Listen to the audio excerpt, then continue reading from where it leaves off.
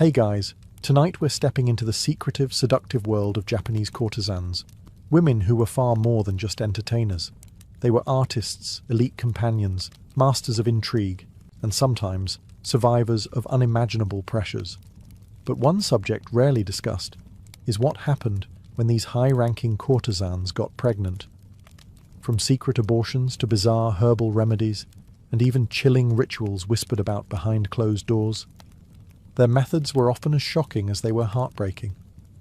So before you get comfortable, take a moment to like the video and subscribe, but only if you genuinely enjoy what I do here.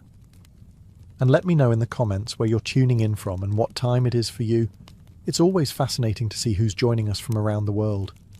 Now, dim the lights, maybe turn on a fan for that soft background hum, and let's ease into tonight's journey together. Imagine being dressed in 12 layers of silk so tight you can barely breathe, your hair styled with enough pins to conduct lightning, and your feet forced into wooden shoes so high one wrong step could land you in the next life. Welcome to the daily grind of an Edo period courtesan. Yoshiwara, the most famous red light district of old Tokyo, wasn't just a neighborhood. It was a stage, a fantasy world wrapped in incense smoke, lantern glow, and heavy denial. To the outside world, courtesans were living art. They danced, they played shamisen, they recited poetry. But above all, they mastered the one talent society valued most, pretending everything was fine. Spoiler alert, it wasn't. Behind the fans and flirtation, the courtesan's life was less Cinderella, more luxury hostage. These women were bought young, often sold by their families for a sack of rice and the vague promise of opportunity. They were trained like opera singers and gladiators combined. Make no mistake, they were elite, but they were also owned. Every step they took, every client they smiled at, every coin they earned, belonged to someone else. Usually a brothel owner, or oya, which is Japanese for overlord with good lighting. Courtesans were products, investments, and pregnancies. Well, that was considered the ultimate product defect. Because if there's one thing worse than losing money in business, it's having your best performing merchandise go out of service for 9 months. Now, in a perfect world, a courtesan might have taken time off for a baby shower, a sabbatical, maybe a quiet retreat with prenatal yoga and hot stone therapy. But this wasn't a perfect world. This was Yoshiwara, where the only stones were the ones you might be stoned with if you broke contract. Pregnancy didn't just mean losing work, it meant scandal, it meant punishment, it meant, quite literally, blood in the bathwater. So while the streets outside echoed with the clip-clop of platform shoes and sweet laughter, the inner chambers held darker truths, secrets whispered behind screens, remedies passed down not from healers, but from survivors. This was a world of velvet and iron, soft to the eye, brutal underneath. And for the courtesans living inside it, getting pregnant wasn't just a problem. It was a crisis wearing lipstick. If you've ever signed a contract without reading the fine print, congratulations. You've already shared something in common with an Edo-era courtesan. Except in her case, the fine print included phrases like, "You will never own your life again," and "Oh, and by the way, don't get pregnant unless you enjoy pain, shame, and herbal poison." Courtesans didn't enter the industry with resumes and references. Most were sold into it as girls, sometimes as young as 7, by families who needed money or just didn't want another mouth to feed. It was the 1600s. Netflix wasn't around, so people entertained themselves by selling their daughters and blaming karma. Once inside the brothel, everything came with a price tag. The kimono she wore, debt. The hair oil, debt. The lessons in poetry, tea ceremony, and how to pretend you're thrilled by middle-aged men discussing rice taxes, debt. By the time she was ready for clients, she already owed more money than a failed startup. Now, the contract, and let's use that term lightly, because she had no legal say in it, was basically a glorified leash. It dictated when she slept, who she served, how she smiled, and most importantly, that her uterus remained strictly decorative. Pregnancy? That wasn't in the brochure. And let's not forget the clients, a diverse collection of drunk samurai, emotionally starved merchants, and the occasional poet who thought whispering about cherry blossoms counted as foreplay. These men weren't looking for long-term commitment. Most weren't even looking for eye contact. And if they got a courtesan pregnant, they disappeared faster than your paycheck after payday. Of course, the brothel didn't blame the man. That would be far too progressive. Instead, the woman, the walking investment, was accused of carelessness, as if she had simply tripped and fallen into an accidental third trimester.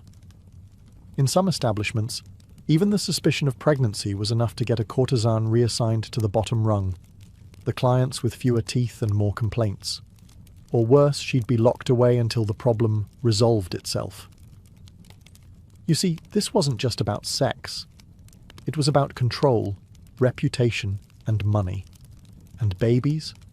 Babies were bad for business, because nothing ruins a romantic illusion faster than morning sickness. So what happens when a courtesan in Yoshiwara does the one thing she's absolutely not supposed to do? No, not fall in love. That's frowned upon, but survivable. We're talking about the big one, the moment her stomach starts growing for reasons other than bloat from too much fish soup. Pregnancy. The ultimate plot twist. See, in this elegant, silk-wrapped prison, getting pregnant wasn't a beautiful miracle. It was a career-ending biological betrayal. In modern terms, it was like your iPhone suddenly deciding it wanted to be a toaster. Beautiful? Maybe. Useful? Not anymore. The courtesan's role was to entertain, seduce, and maintain the illusion that every client, no matter how hairy, drunk, or emotionally unstable, was her one true love. A baby? That shattered the fantasy. Suddenly, clients might remember that actions have consequences. And no one's paying premium rates to be reminded they left their real family across town. To the brothel, pregnancy wasn't a matter of health. It was a product malfunction. A courtesan's value depended on her availability. If she's busy gestating a small human, she's not serving tea, singing songs, or flirting with men old enough to be her grandfather. That means she's not making money. Which means the brothel's not making money. Which means someone's going to be very, very angry. There were no sympathy cards, no congratulations on the new arrival banners. Just a lot of whispering behind fans and the looming threat of being demoted from living artwork to unmarketable liability. At best, she might be hidden away until the issue resolved itself, which, let's be honest, is a poetic way of saying, handle it or else. At worst, she'd be thrown out, penniless, with a reputation so tarnished even the low-tier tea houses wouldn't touch her. And the baby? Let's just say, this wasn't exactly a culture built on maternity leave. Pregnancy in the courtesan world wasn't just forbidden, it was feared. Because once it happened, everything changed. The oiran, who was once the glittering centerpiece of the district, became an unspoken warning to the others. A reminder, cloaked in silence and shame, that bringing life into the world might very well end your own. You'd think in a place like Yoshiwara, where secrets flowed more freely than sake, that a little thing like pregnancy might be handled with quiet sympathy and delicate discretion. Yeah, no. The moment a courtesan suspected she was pregnant, a ticking clock started in her head. Not toward motherhood, but toward ruin. And make no mistake, she was on her own. There were no best friends rushing over with comforting words and pickles. There were no spa days or maternity massages. There were just paper walls, fake smiles, and a whole lot of lying. Everything became a covert operation. Morning sickness? Blame it on bad shellfish. Fatigue? Just a little tired from dancing all night, haha. Missed cycle? Oh, you sweet summer child. Don't ever say that out loud. Beneath the surface-level glamour of painted faces and elegant kimonos was a parallel world of whispers, hushed rituals, and quiet panic. Courtesans shared remedies in code, passed down like haunted family recipes. Try the tea with 3 leaves, not 5. 5's for headaches. 3's for, well, you know. Even the act of checking if you were pregnant had to be done in secret. Some girls became experts at reading their bodies like they were decoding enemy messages. A missed period could mean anything, right? Stress, diet, Mercury being in retrograde, or, as it was known in the Edo period, we pissed off another god again. And if you were certain, that's when the real performance began. You still had to work, still had to flirt, still had to endure being pawed at by clients who definitely caused this in the first place, without them ever suspecting a thing. It was emotional espionage in high heels. Some courtesans even altered the way they walked to hide changes in their body. They'd tighten their obi belts just a little more, risk fainting rather than showing the slightest bump. Vanity? No. Survival. And of course all of this had to be done while still being enchanting, because heaven forbid your emotional distress interrupt someone's evening of purchased romance. Beneath the layers of silk and powdered faces were women quietly waging war against their own biology, and against a world that demanded perfection but offered no grace. And it all had to stay hidden. Because once the secret got out, the kimono wasn't the only thing that could come undone. Let's talk tea. Not the kind you sip while gossiping about your neighbour's suspicious new kimono. No, this tea had a very different purpose. One that came with cramping, bleeding, and the faint possibility of death. Welcome to the courtesan's secret weapon, herbal abortion brews. Because when you couldn't exactly stroll into a pharmacy and ask for one discreet termination, please, you turned to Mother Nature and hoped she was in a merciful mood. The most infamous players in this deadly tea party? Mugwort, safflower, and kanzo, otherwise known as licorice root, which sounds innocent until you realise it was taken in horrifying doses that could make your uterus flip a table. These weren't your garden variety sleepy time teas. These were brewed like potions from a grim fairy tale, steeped long, taken hot, and chugged down in desperate gulps while praying to every god and ancestor you could remember. Did it work? Sometimes. Did it also destroy your insides, induce hallucinations, or give you a fever that felt like a preview of the afterlife? Also yes. The recipes varied. Some were passed between courtesans like coded scrolls. Add ginger if you want it to act faster, one might say. Don't use too much safflower or your skin will start to burn, another might whisper. It was part science, part superstition, and entirely unregulated disaster. The worst part? You had to keep working the whole time. Imagine entertaining clients, smiling sweetly, making small talk about moonlight and cherry blossoms, all while bleeding internally and hoping this was the cup that did the trick. And if the tea didn't work? Well, that just meant it was time to move on to the next method. Because in this game, there were no do-overs, just a terrifying ladder of solutions, each one darker than the last. For some, the herbal tea was enough. For others, it was just the opening act in a play titled, "Please Don't Let the Brothel Find Out." But the truth was clear. In the pleasure quarters, even something as innocent as tea could become a lethal gamble. And when your life is held together by silk, smiles and secrets, one wrong sip could unravel everything. If the tea didn't work, and let's be honest, herbal roulette wasn't exactly foolproof, there was always another option. More hands-on. Enter the midwives. Not the sweet, smiling birth attendants you might imagine from folk tales. No. These were women of shadows, ghosts in the alleyways of Yoshiwara, legends passed between trembling lips. No signage, no appointments, no receipts, just pain, blood, and a whole lot of praying. They were called basan, literally old women, and many of them had once been courtesans themselves, retired not by choice, but by the harsh reality of time, and with no savings, no pensions, and no market for grey-haired flirtation. They became specialists in fixing problems. Unofficial ones. You didn't find them. You heard about them. A whispered name, a folded note tucked in a sleeve. You knocked on the right door at the wrong time of night and hoped you brought enough coin and enough courage. The tools? usually a mix of crude implements, boiling water, cloth rags, and whatever's lying around. Surgical steel, sanitation, a concept for another century.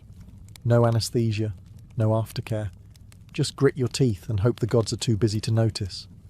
And yet, to desperate courtesans, these midwives were saviours. Grim, sharp-fingered saviours who didn't ask questions and didn't tell lies. Payment wasn't always money. Some took hairpins, trinkets, or silk sashes. One story tells of a midwife who accepted a rare perfume bottle in exchange for silence, then wore it daily like a war medal. The risk? Enormous. Infection, hemorrhaging, permanent infertility, or worse. Many girls never returned to the brothel. The official explanation? She caught a fever. The unofficial one? She caught reality with both hands and didn't survive it. If something went wrong, there was no legal recourse. After all, what could you tell the authorities? "Hello, officer. I illegally sought an abortion while working in a government-regulated sex district. Could you please arrest me last?" These midwives were the final stop before ruin or exile. No training, no ceremony, just candlelight, trembling hands, and the hope that today, death wasn't charging full price. And somehow, even in this world of blood and fear, trust was forged. Between the broken and the ones who helped them break in silence. In most cultures, a hot bath is a symbol of peace, relaxation, a little self-care after a long day of pretending to like your job. But in the world of Edo period courtesans, a hot bath could mean something far more sinister and far more permanent. Welcome to the boiling bath method, a home remedy that promised to take care of the problem by turning your womb into a sauna from hell. The idea was simple. Soak in a bath so hot, your body would forcibly reject the pregnancy. Think of it as a spa day, designed by a sadistic herbalist with a grudge against reproductive health. The method was whispered about in hushed tones behind paper screens. "Stay in until you feel dizzy," they'd say. "If you faint, it's working." Medical advice at its finest. Some girls added special herbs to the water. Mugwort again, of course, because apparently that plant was the Swiss Army knife of uterine sabotage. Others drank sake beforehand, because why not combine internal poisoning with external overheating? It was dangerous. Extremely dangerous. You weren't just risking the pregnancy, you were risking your own life. Scalding burns, shock, heat stroke. There are accounts of women fainting mid-bath and being dragged out unconscious, only to die quietly in some hidden room while the brothel continued its evening business. Nothing ruins a client's mood like stepping over a corpse on the way to his sack tray. And yet, the method persisted, because it was fast, cheap, and relatively discreet.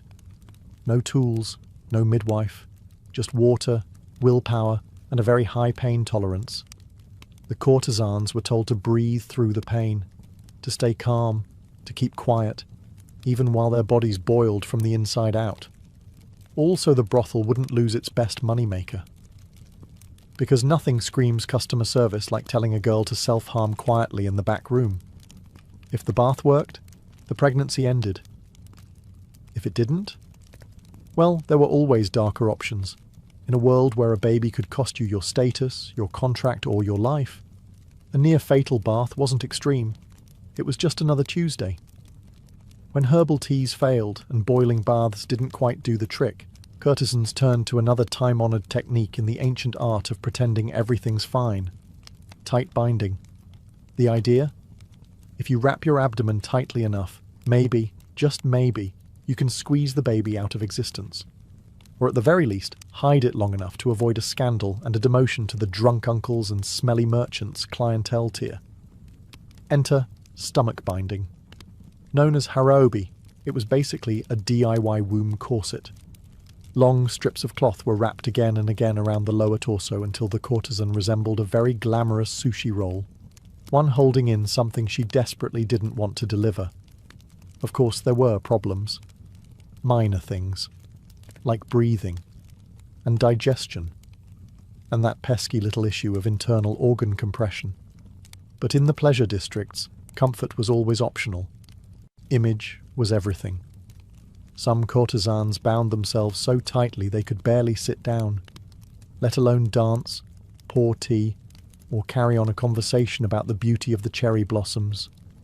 But they did it anyway, because a visible pregnancy was social suicide. And in Yoshiwara, appearances weren't just maintained. They were enforced.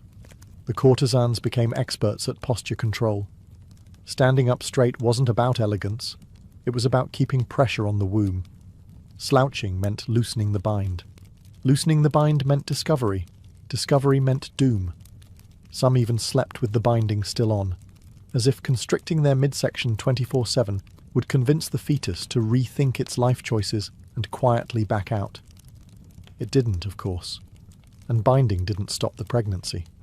At best, it delayed the reveal. At worst, it caused complications. Ruptured tissues, dizziness, fainting, internal bleeding. But none of that mattered when the alternative was losing everything you'd bled and smiled and danced to build. It wasn't about comfort. It wasn't even about safety. It was about survival and illusion. Because in the world of Japanese courtesans, the belly must remain flat, the smile serene, and the truth tightly wrapped beneath layers of silk and shame. Even if what you're really hiding is heartbreak. At some point, you have to admire the creativity. Because when teas, baths, and body wrapping failed to correct the issue, courtesans sometimes turned to the most comforting thing available in any crisis: food. And not just any food, rice balls soaked in sake. Yes, fermented rice, wrapped lovingly in cloth and consumed in hopes that it might dissolve an unwanted pregnancy like yesterday's gossip. The logic? Dubious. The desperation? Very real. Folklore whispered that vinegar, sake, and certain fermented foods had weakening effects on the womb. Courtesans were told, by each other, by old servants, by the midwives with half an herb shop in their apron, that if you ate just the right combination of ingredients, you could wash the seed away. It sounds like a tragic fairy tale, and in many ways it was. The recipe varied by district. In one brothel, the go-to method involved warm sake, mixed with crushed garlic and pickled plum, which probably tasted like despair with a hint of nausea. Another popular combo was rice balls marinated in vinegar, ginger, and shame. Served cold. Very cold. Did it work? You know the answer. Not really. Unless you count vomiting and intestinal distress as results. But in a world where your entire future hinged on hiding your condition, even a placebo with side effects was worth trying. Some courtesans were told to chant little verses while eating, part spiritual ritual, part emotional coping mechanism. Something along the lines of, "Return to the river, little child, for now is not your time." And then they'd swallow, trying not to gag. There's something incredibly human and heartbreakingly naive in this method. A kind of hopeful magic passed between trembling hands. Because unlike the midwife or the boiling bath, this one felt gentler, almost like a ritual, almost like a prayer. But no amount of sake could rewrite biology, and while the rice balls offered comfort, they rarely offered results. Still, courtesans kept trying.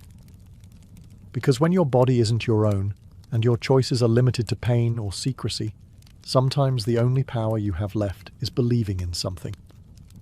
Even if that something is a soggy rice ball soaked in old liquor and whispered regret. So, let's say a courtesan gets pregnant. She's terrified, bleeding from herbal teas, possibly half poached from a boiling bath, and she's tried every rice ball in the folklore cookbook. Naturally, the next logical step might be to tell the father? Ah, sweet child, that man is already gone. Courtesans didn't operate in a world where paternity was a shared responsibility. They operated in a fantasy, one the client paid for. And the minute that fantasy tried to become reality, the man vanished like a samurai in a scandal. Most clients were married. Others were officials, nobles or merchants with reputations they absolutely did not want associated with illegitimate children from the pleasure quarters. So when that courtesan nervously hinted, there might be consequences, the reaction was almost universal. Sorry, I'm moving to Osaka. Permanently. Also, I don't know you. Courtesans were trained not to expect loyalty. That's why any emotional attachment was considered dangerous. But still, many women held on to a fragile hope that the man they saw week after week, who brought gifts and shared secrets, might do the right thing. He didn't. Even in rare cases where a client wanted to help, there were layers of legal and social barriers that made acknowledgement nearly impossible. Claiming the child meant scandal. Scandal meant consequences. And for most Edo men, consequences were the one thing more terrifying than commitment. Some tried to leave money quietly. A few gold coins slipped to a brothel servant with instructions to take care of it. Others pretended they didn't recognize the woman at all. You have to understand. The courtesan was a fantasy, and fantasy doesn't get pregnant. So when reality knocked, in the form of morning sickness, swelling feet, or a missed cycle, the men did what men have done in many chapters of history. They got really, really good at ghosting. The father's silence wasn't just literal. It was cultural, institutional, practically a tradition. No messages, no visits, no names on scrolls. Just another shadow in a world already thick with them. And for the courtesan, there was no time to grieve or rage. There was only the next performance, the next lie, and the silence growing in her womb. If pregnancy was a personal disaster, then letting the brothel find out. That was the apocalypse, complete with dramatic consequences, zero sympathy, and absolutely no baby shower. You see, the brothel wasn't just your workplace. It was your world. Your landlord, your agent, your stylist, your parole officer, all rolled into one. And like most institutions that care deeply about profits and very little about people, it had one golden rule: don't get pregnant. So what happened when a courtesan slipped up? Well, it wasn't handled with sensitivity or a calm sit-down with the boss. No, we're here to support you vibes. Just a lot of side-eye, passive-aggressive fan-snapping, and the looming sense that you were about to be thrown under the gilded bus. The moment the suspicion arose, maybe you were walking a little slower, eating a little less, or just existing too carefully, the whispers began. First came the rumours. She's getting fat. She looks pale. She skipped her cycle. I heard it from the maid who empties the chamber pots. Then came the surveillance. Suddenly, you weren't allowed to leave the room alone. Your friends were asked to report on your activities. You were given less work, not out of compassion, but because they were prepping your replacement. And finally, if they were sure, punishment. Now, this varied depending on the brothel's mood, status, and general appetite for cruelty that day.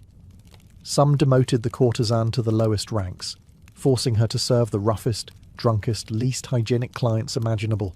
Others confined her to her room until she dealt with the issue. Some simply kicked her out. No money, no support. Just a silk bundle of shame and a warning to others. In more elite houses, there was the illusion of discretion. They'd claim she was on retreat or visiting family. But everyone knew what that meant. Pregnancy wasn't just a personal failing, it was a business risk, a contamination of the illusion. And in a system built entirely on fantasy, reality was considered rude.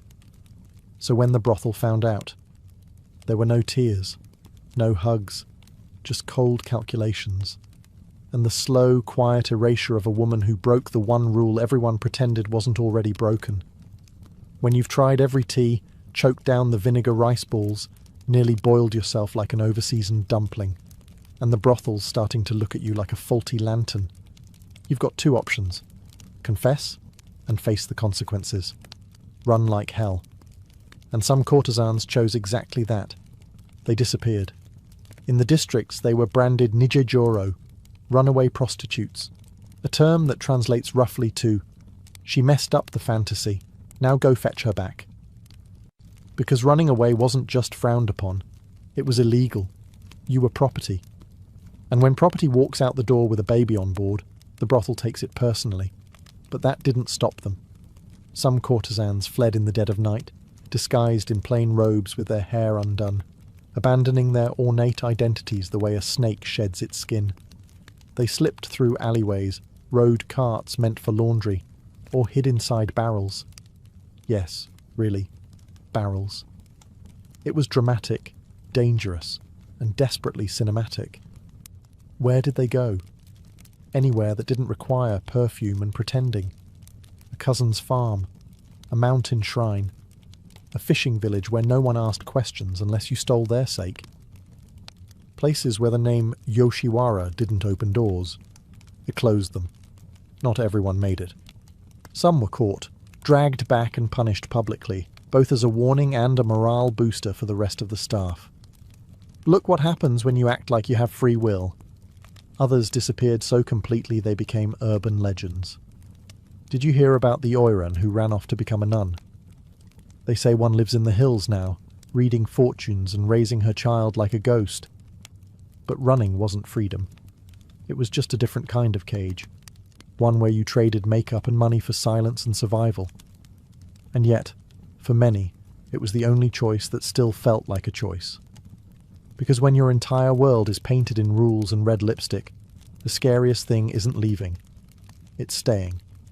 And pretending it didn't happen. So they ran. Not for revenge, not for rebellion, just for the smallest, most dangerous luxury of all. Hope. Let's say a courtesan couldn't run, couldn't drink enough tea, couldn't fake enough smiles. And eventually, the lie she was carrying became too big to hide beneath the silk. There was only one thing left to do: give birth. Quietly, invisibly, preferably without anyone noticing. Welcome to the underground world of silent deliveries, where motherhood arrived in the dead of night, behind sliding paper doors, with towels stuffed in mouths to muffle screams. No birthing chairs, no midwives in cheerful aprons, no cries of joy, just urgency, terror, and if you were lucky, someone who knew how to boil water without asking questions. Sometimes it happened in secret rooms, ones the brothel conveniently didn't know about.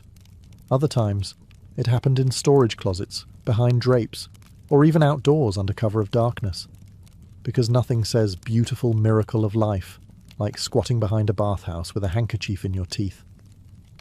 The courtesan had to remain calm, because if she made too much noise, she wasn't just risking scandal, she was risking exile, or worse. And there was no fanfare, no name-picking ceremony, just a bundle of blood and breath wrapped in a cloth and hidden before dawn. If she was very fortunate, a servant girl or an old retired courtesan might help. These were women who'd seen it all and kept their mouths shut tighter than a lacquered box. They brought towels, boiled water, whispered prayers, and never asked what would happen to the baby afterward. And the baby? Well, that was the question no one wanted to answer. Some were taken away immediately. Others stayed hidden for a few days, tucked in a corner, fed in silence, loved with trembling hands. But everyone knew this was temporary. The child didn't belong here. There was no room in the pleasure quarters for innocence. What these women endured, physically, emotionally, is almost unspeakable. But they did it, because the alternative was worse. They gave birth like ghosts, then wiped their faces, fixed their hair, and returned to the brothel floor as if nothing had happened. No maternity leave, no postnatal care, just another performance. Because in Yoshiwara, the show must go on. If a courtesan managed to give birth in secret, there was still one problem left. A tiny, crying, impossibly fragile problem. And in the pleasure districts, babies weren't blessings. They were liabilities with lungs. Loud, hungry, and impossible to explain to your next client. So what did she do? She walked, under cover of night, to the edge of town, to the roadside, to a place built for tragedy, a shrine of abandonment. Known as koya or ubasut sites, these were quiet stone shrines tucked into the corners of society, halfway between a place of worship and a dumping ground. They weren't publicized, but everyone knew they existed, and everyone knew what they were for. A mother, often a courtesan, a servant, or any woman society had failed, would leave her infant on the steps, swaddled tightly, sometimes with a name, sometimes with nothing but a small charm or folded prayer paper tucked into the cloth. And then she walked away. No goodbye, no witness, no turning back. If she was lucky, a monk or kind stranger might find the child. Sometimes a temple took them in, raising them in silence. Other times they were passed to orphanages, or into servitude, or simply vanished into the folds of forgotten stories. The courtesan didn't leave her child because she didn't care.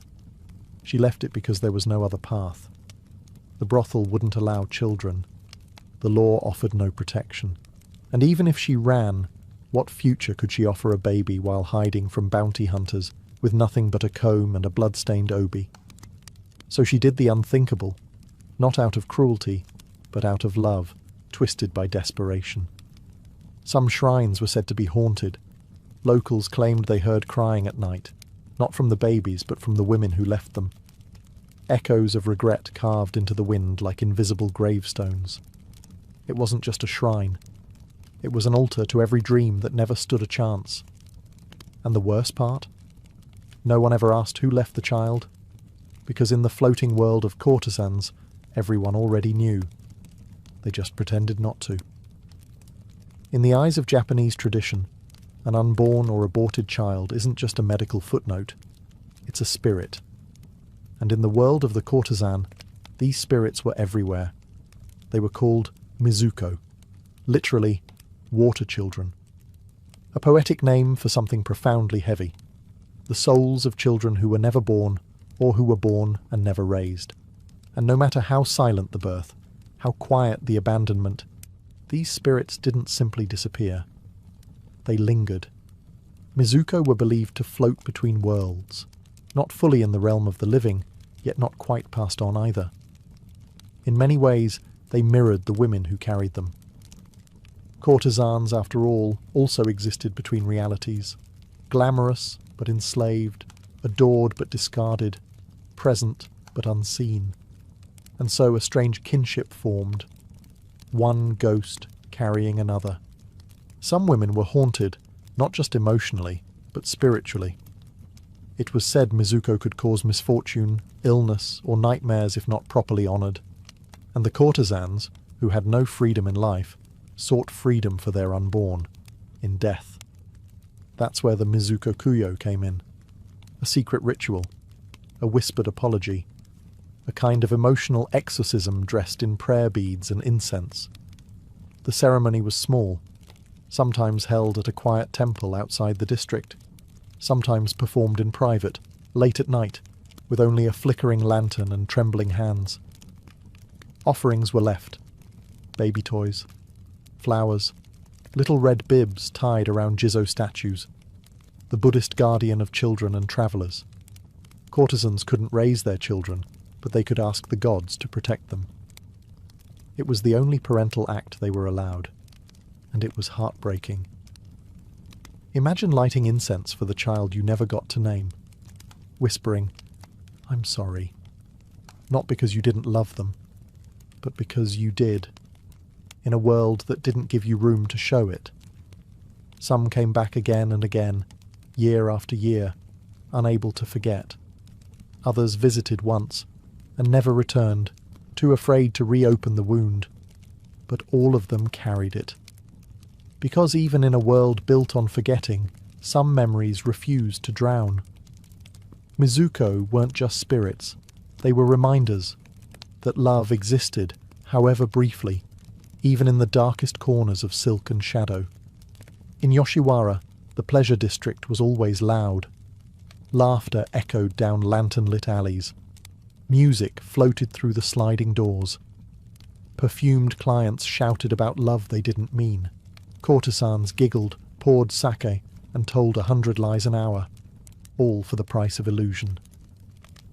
But beneath all that noise, something remained perfectly still. Silence. A specific, deliberate kind. The kind that wrapped itself around certain topics, like a velvet chokehold. And at the centre of that silence was the unwritten rule. We don't talk about pregnancy. Every courtesan carried an invisible weight. Contracts, expectations, debt, desire. And for the ones who got pregnant, that weight tripled overnight. It pressed on their lungs, their decisions, their very skin. But somehow they kept dancing. They still performed, still laughed at jokes they'd heard 1,000 times, still painted their lips blood red and pretended they weren't bleeding somewhere else entirely. Because strength, in Yoshiwara, wasn't about force. It was about endurance. The ability to carry your pain like it was part of your costume. To cry only when your makeup was waterproof. To bind your womb, bind your heart, and keep serving tea as if nothing inside you was unravelling. Some might say they were trapped, and they were. But even in the cage, they found ways to sing. They learned to master control, not over their fate, but over how they wore it. They consoled each other with gestures instead of words. They protected secrets, not because they were ashamed, but because trust was rare and sacred. They taught younger girls the quiet codes, how to hide, how to lie convincingly, how to survive one more day in a world that profited from their obedience. They weren't fragile like glass. They were fragile like porcelain, beautiful, dangerous to mishandle, and capable of enduring centuries of pressure. No one wrote poems about that strength. There were no plays, no woodblock prints, only silence and survival. But if you looked closely, in the tilt of the head, the narrowing of the eyes, the slight tremble in the hands pouring tea, it was there. They were artists, yes, but they were also warriors, painted in rouge and wrapped in silk. And for those who carried the unbearable, the unborn, the forgotten, the shame no one dared name, the fact that they still stood at all, that was strength, disguised as elegance, disguised as grace. But make no mistake, it was strength. They were never supposed to be remembered. Courtesans existed to be consumed, not known. Admired, desired, painted, yes. But understood? Never. And once they faded from the spotlight, they were swept aside like yesterday's incense smoke. Especially the ones who got pregnant. There were no statues for them, no poems carved in stone, no history books recording the names of the girls who bled quietly behind the screens, who left offerings for children no one else ever saw, who disappeared in the night with swollen bellies and broken contracts.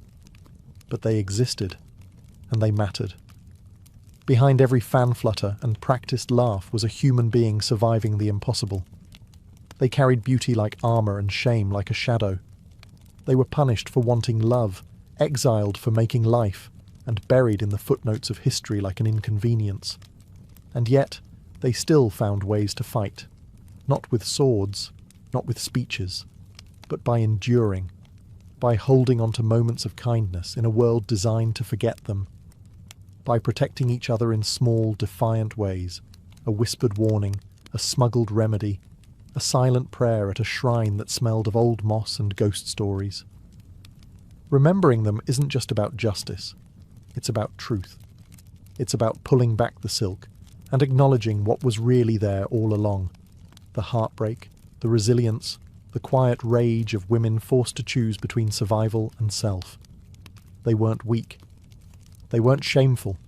They were trapped in a system that commodified their bodies and criminalized their humanity. And still, they endured. Some are honoured only by the red bibs on weathered Jizo statues. Some are remembered in the aching melodies of old shamisen songs. Most are unnamed, unheard, and unseen. But tonight, we remember them. Not just the courtesans they were trained to be, but the mothers they were never allowed to become, the daughters sold too soon, the women who survived the unspoken war inside the brothel walls. They lived in the shadows, but that doesn't mean they should stay there. Whoa. It didn't start with a bang. No, the moment that would transform the American West forever came quietly, as soft as the flow of the American River itself. It was January 24th, 1848. James W. Marshall, a carpenter overseeing the construction of a sawmill for a man named John Sutter, was inspecting the tail race, the ditch that allowed water to flow away from the wheel. The water was rushing a little too fast. Rocks had shifted. The soil needed clearing. Then he saw it. A flicker. A flash. A yellow gleam in the muddy shallows. Gold. He picked it up, rolled it between his fingers, bit it, because that's what people did in those days to check if wealth had actually arrived. He showed it to a colleague, then to Sutter. And Sutter, upon realizing what this meant, didn't cheer. He didn't celebrate. He panicked. Because Sutter had a dream, an empire of agriculture, peaceful, profitable, and utterly not filled with treasure hunters. A gold rush would bring chaos, squatters, thieves, land disputes. And it did, just not right away. You see, for a short moment, they managed to keep it quiet. A secret fortune, a private revolution. That moment didn't last. Within weeks, whispers echoed across saloons and trading posts. By spring, sailors in San Francisco were abandoning their ships mid-voyage. Entire towns emptied overnight. Men ran from jobs, from homes, even from families, all chasing a river-born dream. What began as a fluke on the edge of a sawmill would ignite the single largest mass migration in American history. Gold fever was airborne, and no one was immune. By the time word reached the East Coast and trickled across oceans to China, Chile, and Australia, it was too late. California was no longer just a distant frontier. It was an obsession.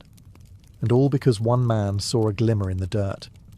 It wasn't the first time gold had been found in America, but it was the first time it rewrote the future overnight, because this wasn't just a discovery, it was a spark, and everything was about to catch fire.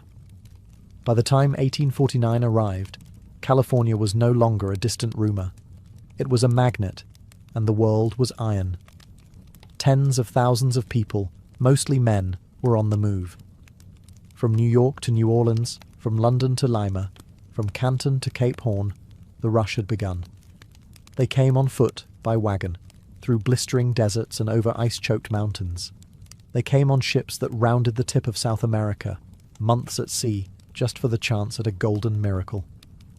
They were dreamers, desperate men, adventurers, crooks, widows in disguise. Entire ships were abandoned in San Francisco's bay, their crews running inland with shovels and gold pans. Some called it madness, others called it destiny. By the end of that single year, California's population exploded from barely 15,000 to over 90,000. San Francisco ballooned from a sleepy port to a wild, chaotic boomtown. Streets were lined with tents, gambling halls, and hastily thrown together wooden shacks. The sound of hammers and pickaxes filled the air, competing with music, shouting, and gunfire. There were no banks, no law, no plumbing, just gold fever and the insanity that came with it. They called themselves the 49ers. Most arrived poor, sunburned, and covered in dust. They carried little more than blind hope and crude tools. Few had mining experience. Even fewer would strike it rich. But the dream was powerful enough to erase the odds. One man might dig for months and find nothing. Another could stumble upon a sparkling nugget the size of a walnut and suddenly be rich beyond imagination, at least until he lost it all in a drunken poker game. And still, they came. Every wagon that creaked westward carried more than tools. It carried ambition, desperation, and a fierce belief in reinvention. That out here, past the edge of everything, a man could become something new. 1849 wasn't just a year, it was a breaking point. And it reshaped not only California, but the very idea of America, a nation now obsessed with movement, with fortune, and with the myth that the next shovel full of dirt might change everything. When the gold came, the towns followed, almost overnight. A miner struck it rich near a stream, word got out, and suddenly hundreds of tents popped up like mushrooms after a storm. Within weeks, the tents turned to timber shacks. A saloon opened, then 2, then 10. A blacksmith arrived. Maybe a newspaper, a gambling hall. And just like that, a town was born. They called them boom towns because they didn't grow. They exploded. Places like Hangtown, Whiskey Town, and Rough and Ready weren't built on urban planning. They were built on adrenaline and blind hope. There were no mayors, no laws, no sidewalks, just mud, whiskey, and a whole lot of men with pickaxes and short tempers. By day, these men clawed at the hillsides and panned the icy rivers. By night, they drank, gambled, fought, and made terrible decisions in candle-lit saloons. Fortunes could be won with one lucky swing of a pick, and lost in a single hand of poker. There were no rules, or rather, there were too many, made up on the spot and enforced by whoever had the biggest gun or the loudest voice. Justice was improvised. Courtrooms were rare. Lynch mobs were not. But it wasn't just lawlessness. It was loneliness too. The population was overwhelmingly male. For every woman, there were dozens, sometimes hundreds, of men. Letters from the East spoke of homesickness, heartbreak, and men crying quietly by campfires. The gold wasn't always in the ground. Sometimes it was just a memory of what they left behind. Some towns flourished for a time. San Francisco transformed from a sleepy harbour to a rowdy, bustling gateway to the goldfields. But many others didn't last. When the gold dried up, the people vanished. What was once a buzzing boom town became a ghost town. Buildings left to rot, saloons still stocked with broken glasses, wind whispering through empty jail cells. The gold rush didn't just create towns, it devoured them. For every success story, there were hundreds of shattered dreams, buried beneath muddy floors and abandoned tools. But no one came west expecting guarantees. They came for a chance. And boom towns, chaotic, filthy, and burning with hope, were where that chance lived. For a little while, gold fever sounds romantic, until you're knee-deep in freezing river water, swinging a pickaxe into rock, sleeping on dirt, and calling beans your only friend. The life of a prospector wasn't glamorous. It was hard, lonely, and often miserable. But still, they came. Because the promise of riches, even the slimmest chance of it, made men do impossible things. Most arrived with little more than hope and a few essentials: a pickaxe, a shovel, a gold pan, and maybe a tin plate or two. If you had money, you might splurge on a rocker box, a wooden contraption that let you sift through more dirt at once. If you really had cash, a long tom sluice. If not, it was all down to your 2 hands and gravity. And patience. Panning for gold meant hours bent over a river, swirling sediment, hoping to catch a flicker of yellow among the rocks. Some struck it rich in a day. Most didn't. They dug holes, moved boulders, built flumes, dammed creeks, and chased every rumour of easy gold like moths to flame. They slept in tents, if they were lucky, open skies if they weren't. Rain meant wet clothes. Snow meant frozen boots. Bears were a risk. So were thieves. Disease was constant. Dysentery, scurvy, cholera, because sanitation was non-existent, and miners weren't exactly washing their hands before meals. Food was basic and expensive. Eggs could cost more than a day's wages. Beans, bacon, and coffee made up the holy trinity of miner cuisine. Vegetables? Rare. Bathing? Optional. Haircuts? Forget it. And still, they stayed. Because the gold was real. People had found it. And if they could, maybe you could too. That was the sickness of it. Every back-breaking failure still carried the hope that the next shovel of dirt might change everything. So they dug. Day after day, year after year. Some never found more than dust, others found enough to change their lives, or at least buy one hot bath and a better pair of boots. But success wasn't the only test. Tenacity was, and in the muddy chaos of the goldfields, that was sometimes the only thing separating the legends from the lost. Gold didn't just come out of the earth, it came with a price tag written in blood, sweat, and broken promises. For all the stories of overnight fortunes, the truth was far grittier. Most miners didn't get rich. Some found just enough to survive. Many left poorer than they arrived, carrying nothing home but blisters and regret. But the cost wasn't just personal, it was national. California was never empty, though the gold rush mythology would have you believe otherwise. Long before the miners came, the land was home to hundreds of thousands of Native Americans, living across dozens of nations and tribes. But once gold was discovered, they were treated as little more than an obstacle between ambition and profit. As miners poured in, native lands were seized, poisoned, and burned. Rivers once full of salmon were clogged with debris and mercury. Forests were cut down. Wildlife vanished. And the people? They were pushed out, hunted, enslaved, killed. The California state government even funded militias to clear the land, paying bounties for native scalps. By 1870, California's native population had plummeted by over 80%. What began as a rush for gold became a quiet genocide.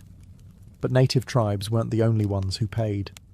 Mexican and Chilean miners, who'd been working California's hills long before 1849, were soon targeted by racist laws and mobs.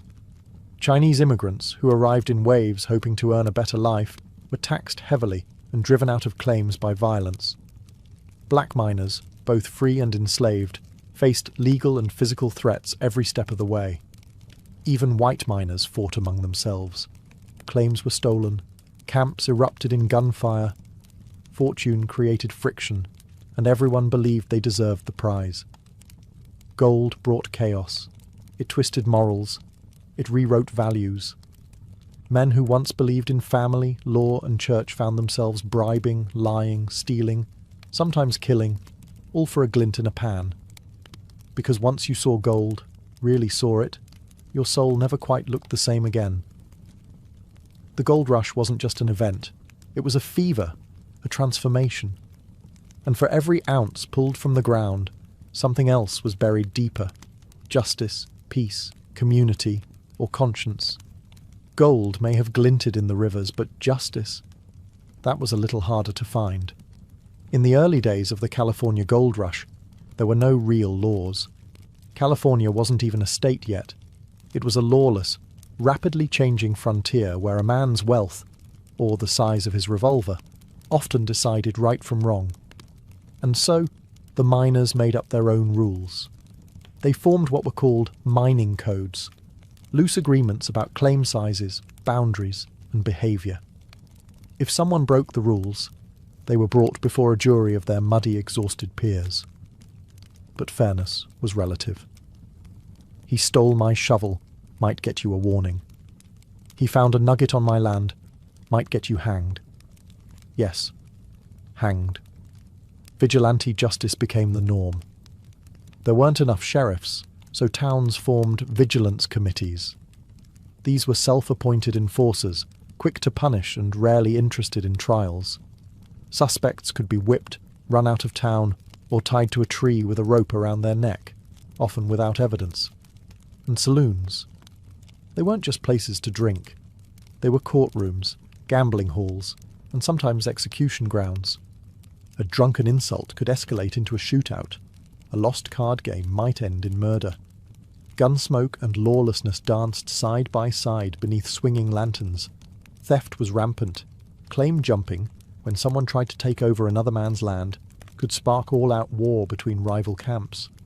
Property lines were often decided with fists, bullets, or hastily scribbled signs nailed to trees. But amidst the chaos, something strange happened. Communities began to emerge. Makeshift governments formed. Real sheriffs were elected. Towns started building courthouses instead of gallows. California drafted a constitution in 1849. even before it officially became a state in 1850. The Wild West began to tame itself, slowly, violently, unevenly.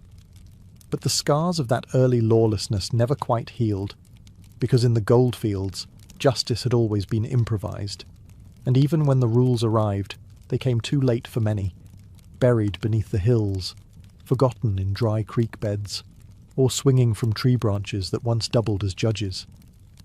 The California gold rush wasn't just an American story. It was a worldwide alarm bell, and it rang loud. By 1850, ships from every continent were docking in San Francisco Bay, their sails heavy with wind, their decks heavy with dreamers. Gold fever had gone global, and California wasn't just a place. It was an idea. They came from Chile, seasoned miners who had worked South America's goldfields long before the discovery at Sutter's Mill. They came from Peru, Mexico, and the West Indies, bringing skills, spices, and music. From China, thousands crossed the Pacific in wooden boats, driven by famine, poverty, and the promise of Gold Mountain. Europe sent its share too, Irish, Germans, Italians, and Frenchmen, many escaping revolution, poverty, or war. Even a handful of Australians showed up, having chased their own gold and figured they'd try again on another continent. California became a swirling, churning, multilingual chaos. Tents pitched side by side, arguments shouted in a dozen dialects, cooking fires filling the hills with scents from 5 different continents. At first it seemed like something beautiful, a global gathering, all drawn by the same dream. But dreams have borders, and when gold was scarce, prejudice grew fast. Foreign miners were often viewed with suspicion or outright hostility. Their success was resented, their accents mocked. Laws like the foreign miners' tax were introduced, targeting non-American miners with steep fees and harassment. Chinese miners were especially vulnerable. They were driven from claims, beaten, sometimes killed, while officials looked the other way. Spanish-speaking miners, even those born in California, faced legal discrimination and mob violence. Racism wasn't just casual, it was policy. Still, many stayed. They built communities, temples, churches, and businesses. San Francisco's Chinatown took root. Latino towns thrived along old Spanish land grants, and even as they were pushed to the margins, these global pioneers helped shape the future of California, in its food, its language, its spirit. The gold rush didn't just bring people west, it brought the world west. And for better or worse, it showed what happened when cultures collided not over ideals, but over gold. Gold has a way of running out, even when the fever doesn't. By the mid-1850s, the rivers were quieter. The easy gold, the glittering flakes and nuggets that could be scooped from shallow stream beds, was gone. What remained was deeper, harder to reach, and required tools that most miners couldn't afford. The rush was over. Those who came expecting instant wealth now faced a cruel truth. The gold rush had never been a promise, only a gamble. And for most, the house had won. Some stayed, switching from panning to wage labour in large mining operations. These industrial outfits used hydraulic mining, massive jets of water blasting entire hillsides apart to extract the precious metal. It was faster, more efficient, and devastating. Landscapes were shredded, rivers clogged with debris and mercury. Farmland downstream was ruined. The gold might have still been flowing, but it came at a terrible cost, and lawsuits would eventually bring hydraulic mining to a halt decades later. Meanwhile, many of the original 49ers packed up and left, broken by exhaustion, illness, or simple disappointment. Some returned home, pockets empty. Others drifted into new frontiers, Oregon, Nevada, Colorado, chasing the next rumor, the next miracle, and a few stayed. They became shopkeepers, ranchers, teachers, mayors. They built California not with shovels but with roots. Because while the gold was drying up, something else had taken hold. Possibility. California had transformed. It was no longer a forgotten territory. It had roads, ports, towns, newspapers, banks, and Finally, statehood. In 1850, just 2 years after Marshall's discovery, California officially joined the Union. The gold rush was over, but its impact was irreversible. It had redrawn the map. It had filled the West with people, ambition, and violence. It had shattered indigenous populations, transformed the economy, and turned a sleepy frontier into a symbol of American reinvention. What began with a sparkle in a river ended with an empire in motion. And while the miners moved on, California stayed gold, not just in its hills, but in its legend. Because sometimes the greatest treasure isn't what you dig up. It's what you build after the digging ends. The gold rush ended, but its echo never stopped. Even today, nearly 2 centuries later, California still wears the gold rush like a second skin. Its nickname? The Golden State. Its motto? Eureka. I have found it. It's not subtle. This wasn't just a historical event. It became a national identity, a cultural myth baked into America's DNA. Because the gold rush wasn't just about gold, it was about reinvention. It taught a young, hungry nation that fortune wasn't inherited. It could be chased, dug, fought for. That you didn't need a noble name, just a shovel and a little madness. It was the beginning of the American dream as we now know it. Move fast, take risks, stake your claim. But the legacy is complicated. Yes, it brought rapid growth, innovation, and the birth of the modern West. It gave rise to San Francisco, to the railroad, to California as a cultural and economic giant. But it also left scars, deep ones. Native communities were nearly erased. Landscapes were ravaged. Racist laws created lasting wounds. Chinese labourers, Mexican miners, black pioneers, they built California too. But their stories were buried under the glittering myth of the white prospector with the lucky pan. And yet, people still come. Not for gold, perhaps, but for something like it. For tech, for fame, for reinvention. Silicon Valley isn't far from Sutter's Mill. The tools have changed, from pickaxes to code. But the hunger? It's the same. That's the real legacy. The belief that somewhere just over the horizon, with enough guts and luck, everything can change. The gold rush wasn't just a rush for metal. It was a collision of cultures, of ambitions, of illusions. It revealed the best and worst of human nature in the span of a single decade, and it turned one accidental discovery into one of the most transformational chapters in American history. The gold is mostly gone now, but the dream it sparked, still digging. Helen Adams Keller was born on June 27, 1880, in Tuscumbia, Alabama, a place of green fields, cotton farms, and southern sun. Her parents, Arthur and Kate Keller, were thrilled. She was healthy, beautiful, and curious, with bright blue eyes and a soft, eager laugh. For the first 19 months of her life, Helen was just like any other child. She learned to crawl, to babble, to smile at her mother's face, and chase shadows across the porch. She loved the family dog, the garden, the wind. Her world was full of sound and colour, until, suddenly, it wasn't. In February 1882, Helen was struck by a mysterious illness. Some said scarlet fever. Others believed it was meningitis. Doctors didn't know.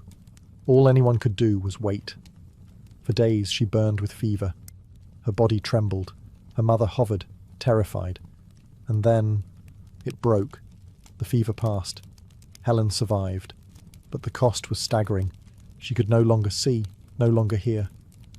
The world had turned dark and silent, as if the illness had slammed a door shut, sealing her inside her own body. She was not yet 2 years old. At first, her family hoped it was temporary. Maybe she was just recovering slowly. Maybe her eyes would adjust. Maybe she'd respond to a sound, a voice, a bell, a dog's bark. But time passed, and it became clear. Helen had been cut off from the senses that connect us to the world. Now imagine this. A toddler, filled with energy and intelligence, suddenly unable to understand the faces smiling at her, the arms reaching for her, the voices calling her name. She had no language, no symbols, no way to express what she wanted or what she feared. Frustration filled the silence. Rage followed. She learned to mimic actions, to open doors, to nod or shake her head, but not meaning. Her world was texture, vibration, smell, and inside her, a storm brewed. By the age of 5, Helen Keller was described as a wild child, intelligent, strong-willed, and completely unmanageable. She would scream, kick, and even hit those around her, not out of cruelty, but desperation. She was locked inside her own mind, and no one knew how to reach her. Not yet. By the time Helen Keller was 5 years old, the cheerful toddler who once played in the garden had become something else entirely. Untamed. Imagine being locked in total darkness. No sound, no sight, no language. Just raw sensation and confusion. For Helen, life had become a blur of textures and instincts. She had no words to express hunger or fear, no way to understand comfort or discipline. So she lashed out. She threw tantrums, kicked furniture, ripped buttons off clothes, and slapped her baby sister out of jealousy. Her meals became battlegrounds. She ate with her hands, grabbed food from others' plates, and screamed when anyone tried to correct her. Her moods could swing from laughter to rage without warning. The Kellers didn't know what to do. Their daughter was intelligent, that much was obvious. She had figured out routines, learned how to open doors, unlock cabinets, even mimic household tasks. But her intelligence made her defiance more dangerous. Her parents were exhausted. Relatives whispered that she belonged in an asylum. Her mother, Kate, refused to give up. She began writing letters, searching for help, not just from doctors, but from anyone who might know how to reach a child like Helen. The trail led them to Alexander Graham Bell, who, aside from inventing the telephone, was also deeply involved in education for the deaf. Bell didn't have the solution, but he had a suggestion. He pointed them toward a school in Boston, the Perkins Institute for the Blind. And at that school, a young woman was recommended to travel south and meet the Kellers. Her name was Anne Sullivan. She was just 20 years old, visually impaired herself, poor, fiercely determined, and completely unprepared for the storm she was about to walk into. When Anne arrived in Alabama in March 1887, she was greeted by a bright, beautiful child, uncombed hair, wild eyes, a mischievous grin, and a scream that could shatter windows. Helen Keller wasn't cruel. She was trapped. The world had shut its doors, and she was pounding on them with everything she had. Anne Sullivan had one job: open the door. And nothing, not rage, not silence, not blindness, was going to stop her from trying. March 1887. Tuscumbia, Alabama. A young woman named Anne Sullivan had arrived, determined to teach the unteachable. She moved into a small cottage on the Keller property, taking Helen away from the main house, away from indulgence, distraction, and pity. Anne's method was radical: structure, discipline, and above all, language. But how do you teach language to a child who doesn't hear words or see letters? Anne began by spelling them into Helen's hand, one letter at a time, using the manual alphabet used by the deaf. D-O-L-L, she would sign into Helen's palm as she handed her a doll. Helen copied the movements. She was smart, curious, but to her it was just finger play. Motions with no meaning. She could mimic 100 signs and still not grasp that things had names. Anne was relentless. She spelled the names of everything Helen touched: cake, mug, spoon, water, bread, key. But the child didn't connect them. There was no concept yet. No understanding that the shapes in her palm represented the world around her. Then came April 5th, 1887, a day etched into history. Anne took Helen to the water pump outside. In one hand she placed Helen's fingers under the flow of cool water. With the other she spelled into her palm, W-A-T-E-R. Again and again. Water splashing, fingers moving. water. Suddenly, Helen froze. The chaos inside her calmed. Her face lit up with wonder. She dropped the mug.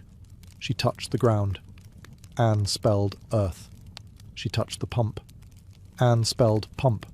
She touched Anne's dress, her face, her own hand. She had gotten it. For the first time in her life, Helen Keller understood that everything had a name, and that words could be touched, felt, learned. That single moment shattered the walls that had imprisoned her since infancy. A door had opened, and Helen, once locked in silent darkness, had found her way through. By nightfall, she had learned 30 words. She would go on to learn thousands. But that was the moment the silence broke, and the world, for the first time, had meaning. Once Helen understood that words had meaning, there was no going back. The door had opened, and now she wanted to run through it. Her mind, starved for years, devoured everything Anne offered. Nouns, verbs, adjectives. She wanted to name the entire world. Every object, every sensation, every emotion. Nothing was too small, too abstract, too complex. Anne could barely keep up. She taught Helen using real-world experience. They walked through gardens, touched flowers, leaves, bark, soil. Helen learned the word flower by feeling a rose, tree by hugging its trunk, storm by standing in the rain. And she didn't just want to know what things were. She wanted to know why they were. She asked deep philosophical questions. What is love? Where does the sun go at night? Why do people cry? This wasn't memorization. It was awakening. She also began to understand manners and morality. Not just yes and no, but right and wrong. Anne spelled stories into her hand, biblical parables, Aesop's fables, poems, fairy tales. Through these, Helen learned about kindness, selfishness, generosity, justice. Language wasn't just power, it was freedom. Helen even began writing her first simple sentences using a special slate with raised lines.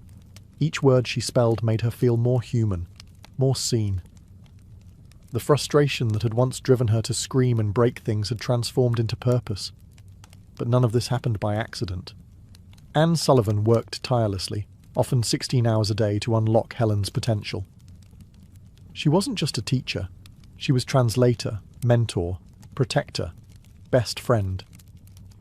The bond between them was deeper than family, closer than blood. Anne had once called herself half-blind and unwanted.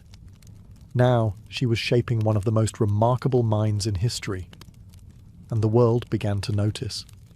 Newspapers started publishing stories about the miracle child in Alabama, the deaf-blind girl who was now reading, writing, learning faster than anyone believed possible. Helen's hunger wasn't slowing down.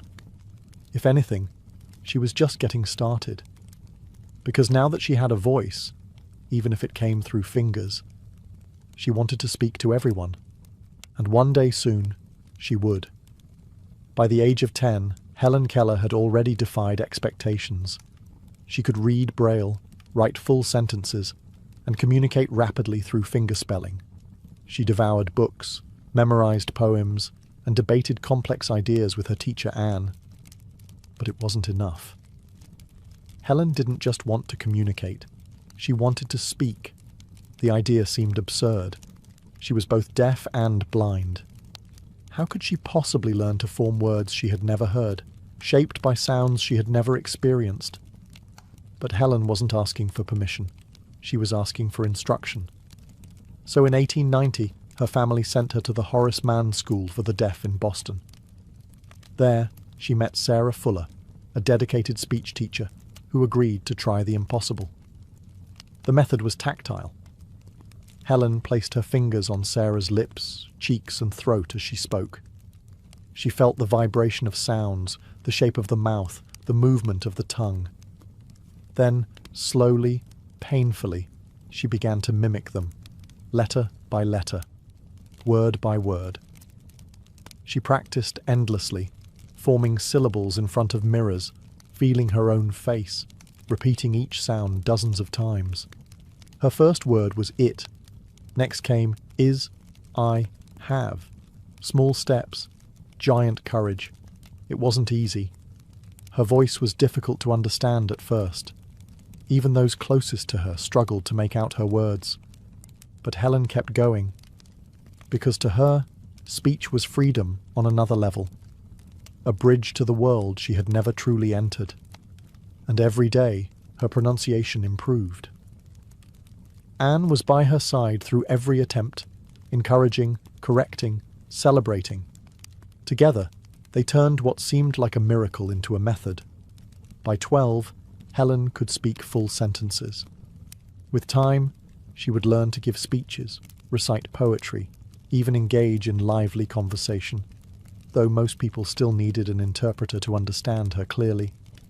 But that didn't matter, because Helen Keller had done what even optimists thought impossible. She gave sound to silence. She had no memory of hearing her own voice.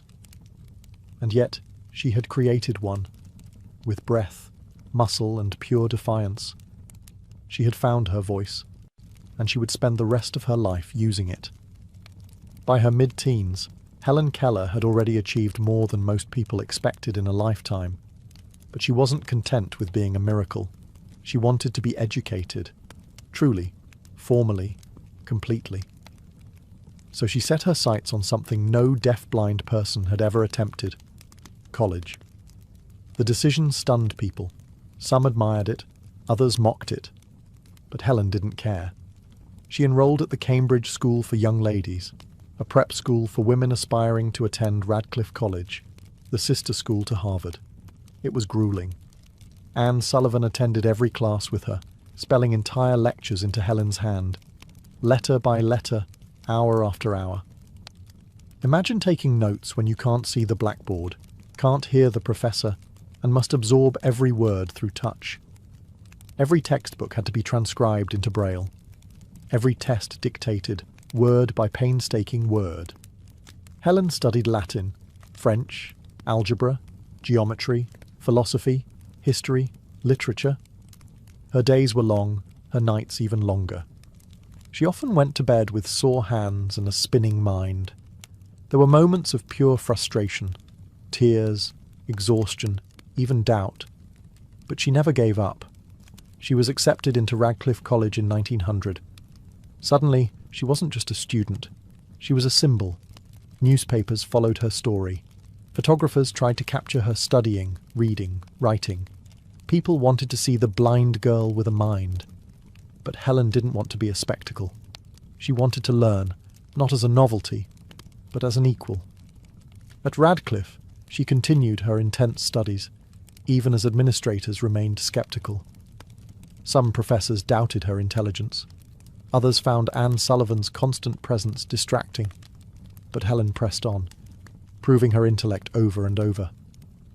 In 1904, at age 24, Helen Keller graduated cum laude from Radcliffe College, the first deaf-blind person in the world to earn a college degree. She had taken on academia without sight or sound, and won. But it wasn't just a personal triumph, it was a public declaration that disability did not mean inability, that the human spirit, given a chance, could outshine every limitation. And Helen was just getting started, now educated, articulate, and ready to change the world. She turned toward a new battlefield: activism. Helen Keller could not hear a crowd cheer or see her name in print, but she could feel injustice, and she refused to be silent about it. With her education complete, Helen stepped into a new role, not as a student, but as a fighter. A voice for the unheard, a symbol for those the world ignored. She became a fierce advocate for the blind and the deaf, but she didn't stop there. Helen took on poverty, women's suffrage, racism, child labour, and workers' rights.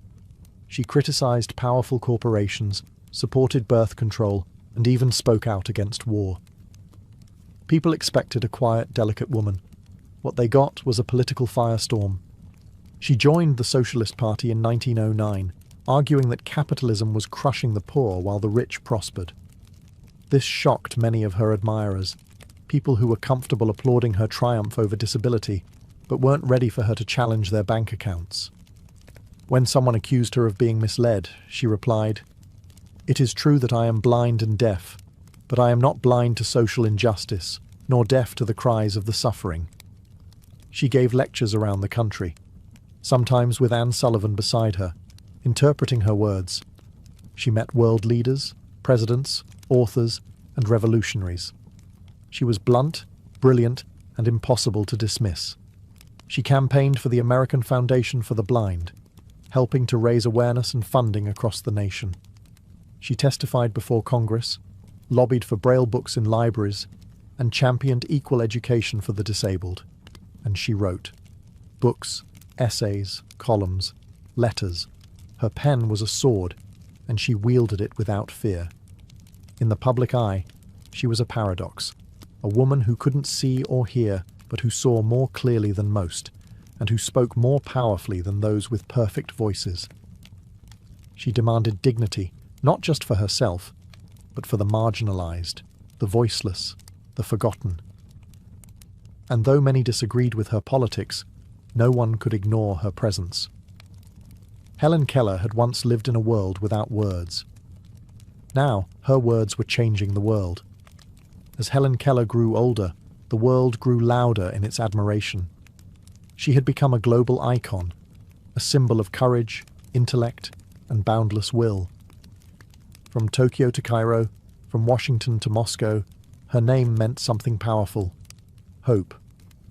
She traveled the world, over 35 countries, advocating for the blind and the disabled. Crowds gathered just to see her walk onto a stage. Heads of state bent to shake her hand. Children reached for her, eyes wide, as if touching her might pass on some of her fire. And yet, behind the applause, there was always shadow. Anne Sullivan, her companion, teacher, and best friend, began to lose her health in the 1920s. For decades they had been inseparable, two souls fused by struggle and love. But in 1936, Anne passed away. Helen was devastated. She had known darkness. She had known silence. But this, the silence left by Anne's absence, was different. It was deeper. And still, she continued. She found support in Polly Thompson, who became her new interpreter and companion. Together, they continued the mission.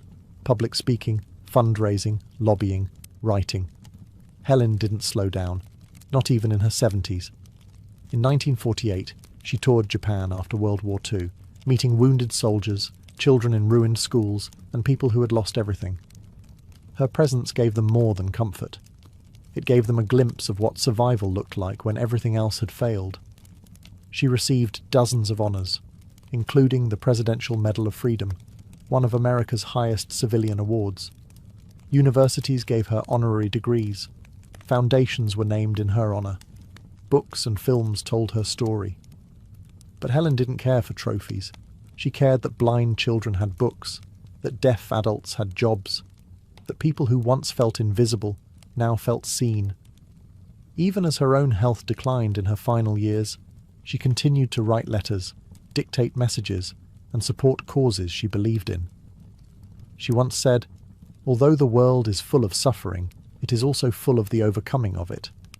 She had lived both sides of that sentence, and through it all, she remained, fully, fiercely, herself. On June 1st, 1968, at the age of 87, Helen Keller passed away in her sleep. She died peacefully in her home in Connecticut, a woman once locked in silence and darkness, now mourned across the world by presidents, poets, activists, and everyday people who had never even met her. But death could not silence her.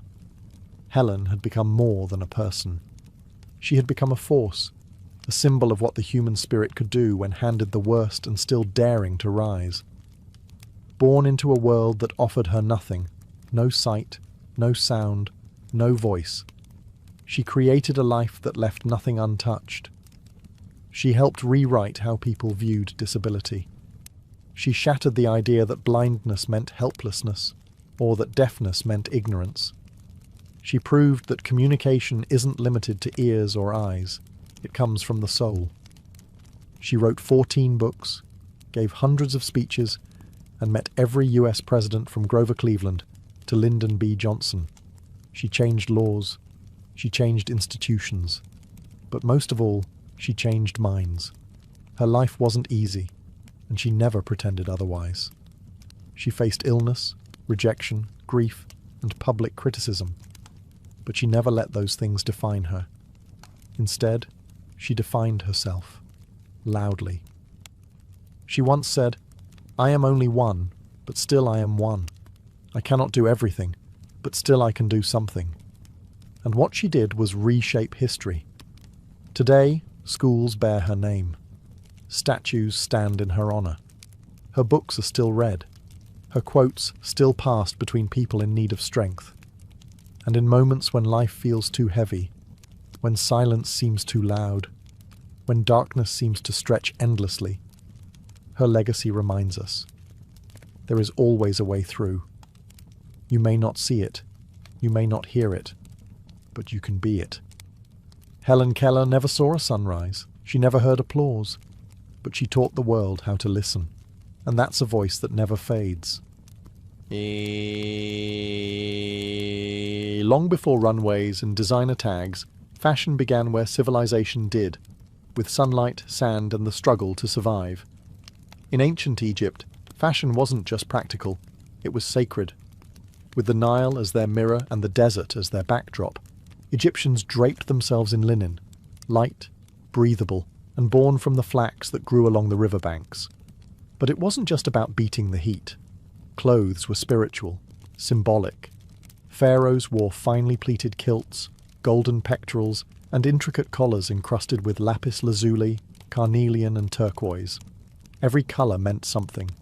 White for purity, green for fertility, blue for the gods. The more detailed the weave, the more divine your status. Even children went unclothed until puberty, their innocence worn openly, while the elite were wrapped like living statues, their garments reflecting order and cosmic balance.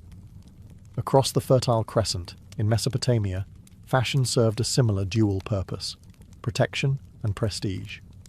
Men wore woolen skirts tied with belts. Women wore layered robes and veils, the earliest legal code to mention clothing. The Code of Hammurabi actually dictated who could wear what. Veils, reserved for noble women. Slaves, forbidden to wear them. Ancient India brought colour into the conversation. With hand-spun cotton and early silk, people wore saris, dhotis, and turbans dyed with plant-based pigments like indigo and madder root. Their textiles told stories of region, of ritual, of rhythm. The Indus Valley might not have left us volumes of written history, but its tiny terracotta figurines show hairstyles, jewellery, and textiles that speak across time. And then there was China, where silk wasn't just a fabric, it was a revolution. Legend says Empress Lezu discovered it when a silkworm cocoon dropped into her tea. By the time of the Shang dynasty, silk became a state secret, protected as fiercely as gold. Who wore silk? The elite, the rulers, the heavens' favourites. Even this early, fashion was never random. It separated kings from servants, priests from commoners, men from women, and sometimes mortals from gods. The shape of a robe, the twist of a belt, the colour of a thread. Fashion was language before writing, art before galleries, and long before anyone said, "Look at me," clothes already had the world's attention. In the marble halls of Athens and on the crowded streets of Rome, fashion became philosophy and a uniform of identity. The ancient Greeks favoured balance in all things, in architecture, in thought, and in the folds of their garments. Men wore chitons, rectangular linen garments pinned at the shoulder and belted at the waist. Women draped themselves in peploi or Himation cloaks, graceful folds of fabric that transformed the body into a living sculpture. Sandals were simple, hair was styled with restraint, and jewellery, though present, was always in service to harmony. To the Greeks, beauty was moral, simplicity meant virtue, ornamentation was fine, as long as it didn't shout. But then came Rome, and Rome never whispered. Roman fashion was about spectacle, power, class. Where the Greeks draped, the Romans layered and legislated. The toga, made from a single piece of wool up to 20 feet long, became the ultimate Roman status symbol. Not everyone could wear one, only male Roman citizens, and even then, there were rules. There was the toga virilis for adult men, the toga praetexta with a purple stripe for senators and magistrates, and the toga picta, embroidered with gold and reserved for emperors and victorious generals. Each type was a costume of authority. Beneath the togas, everyone wore tunics, the t-shirt of the ancient world. Simple, knee-length for men, ankle-length for women. But even tunics told stories. A wealthy Roman might wear a tunic woven from Egyptian linen or dyed with rare murex purple, a colour so expensive it was worth more than gold. Women's fashion in Rome was equally coded. The stola marked a married woman. The palla, a cloak-like shawl, offered modesty and movement. Hair was curled, braided, piled high and sometimes adorned with gold or ivory pins. Fashion wasn't just about beauty.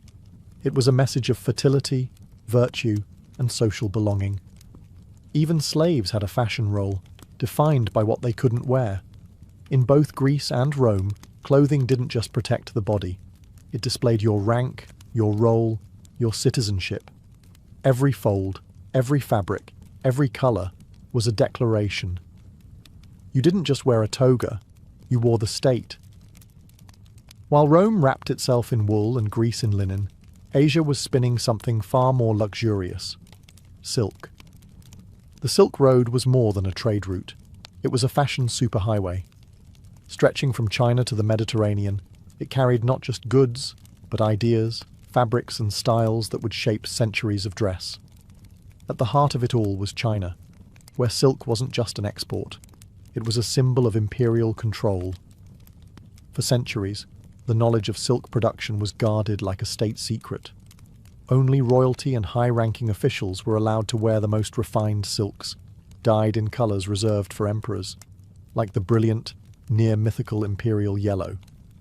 Chinese robes, especially under the Tang and Han dynasties, were masterpieces of structure and symbolism. Embroidered dragons, phoenixes and clouds weren't just decoration. They were spiritual markers of rank and destiny. A person's robe said more than a scroll ever could. Further west, in India, fashion took a different turn, bold, colourful and sensually draped. The sari, still worn today, dates back thousands of years. Woven from fine cotton and silk, dyed with indigo and turmeric, saris weren't just beautiful, they were regional fingerprints. A woman's fold, fabric and border could reveal where she was from, her caste, her status. Meanwhile, in Japan, elegance met armour. During the Heian period, nobles wore layered silk robes called junihito, their sleeves and collars revealing carefully coordinated colours, a kind of poetic fashion code. But as the samurai class rose, fashion turned toward function and symbolism. Enter the kimono. Worn by both warriors and commoners, the kimono became a garment of layered meaning, its fabric, weave, and design communicating season, occasion, and even political loyalty. The samurai's kimono was sometimes worn beneath armour, its crest boldly announcing clan allegiance. For geisha and courtiers, kimono sleeves became canvases for art.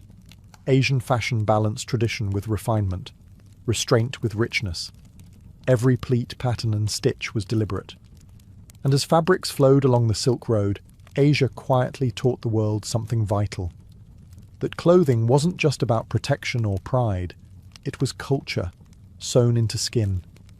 In medieval and Renaissance Europe, clothing was not just what you wore, it was who you were. From castle halls to candlelit courts, fashion became a chessboard, where every thread was a move, and every outfit a declaration of power, virtue, or rebellion. During the Middle Ages, clothing was rigidly tied to class. The poor wore coarse wool and undyed linen. The rich? They turned themselves into walking tapestries. Fur-lined cloaks, jewel-studded belts, and elaborate brocades signalled wealth and piety in equal measure. Dyes were everything. A deep blue meant wealth. A true scarlet, reserved for royalty and cardinals. And then came sumptuary laws, literal legal codes that dictated what you could or could not wear based on your social rank. If you dared to wear silk without noble blood, that wasn't a fashion crime. It was an actual crime. In Renaissance Italy, fashion became an art form. Florence and Venice led the way, creating garments so opulent they seemed to defy gravity. Men wore puffed sleeves and slashed doublets. Women donned velvet gowns with rigid bodices and embroidered sleeves that whispered stories of family lineage and political power. It was no coincidence that during this time of intellectual rebirth, fashion became intensely theatrical. The more fabric you wore, the less you were expected to work. It was a silent performance of status. Look how much I can afford to waste. Then came the corset.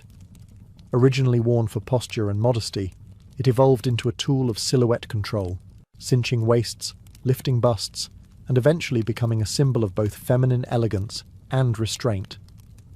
The ideal woman's body became an architectural achievement. And in the grand courts of France and England, fashion reached dizzying new heights, literally. With towering wigs, ruffled collars, and dresses that required scaffolding underneath, women moved like chandeliers. And men?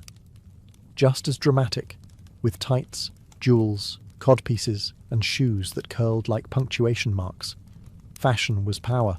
A courtier's gown could curry favour or ruin reputations. To be seen was everything.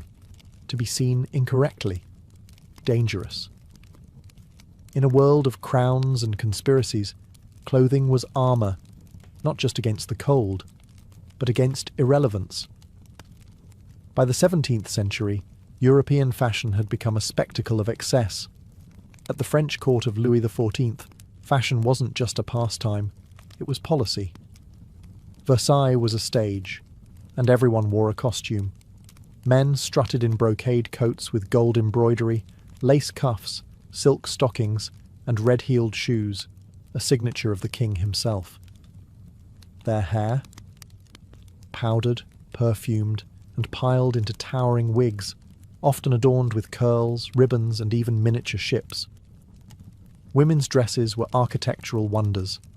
Wide panniers stretched skirts out several feet on each side. Gowns were layered, ruffled, and embroidered within an inch of collapse. The skin was powdered white, cheeks painted red, and beauty spots placed like exclamation points. It was beautiful, ridiculous, and deeply political. In a world where wealth meant control, fashion became a language of elite detachment. To the nobility, clothing was a way to rise above the ordinary.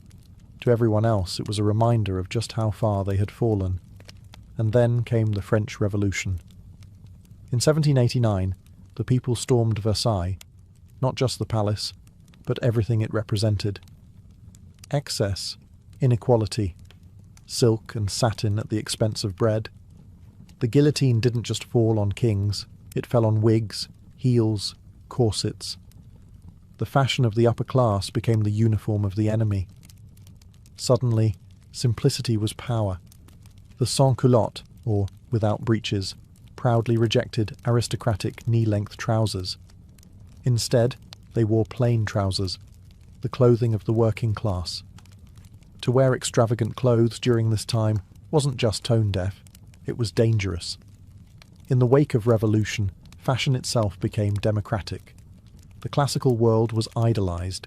Clean lines, natural fabrics, Greek-inspired gowns. Wigs and heavy makeup vanished almost overnight. Even Napoleon understood clothing as strategy. His military uniform, designed for drama and authority, helped create the image of the strong modern leader. His wife, Josephine, popularized high-waisted gowns and sheer fabrics that redefined elegance for the Empire era. But the powdered wig had become a relic.